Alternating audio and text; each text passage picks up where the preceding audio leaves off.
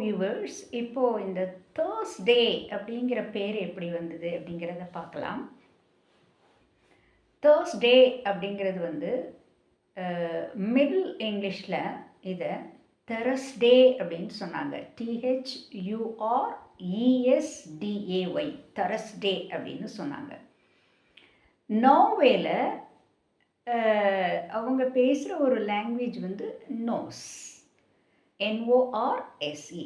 So அந்த நோஸில் ஒரு God இருந்தார். அவங்க ஒரு காடை செலிப்ரேட் பண்ணாங்க. அந்த காடோட பேர் தோர், THOR, தோர். இது மீனிங் என்ன அப்படின்னா god of thunder, god of thunder. இந்த தோர் கடவுள் பேர்.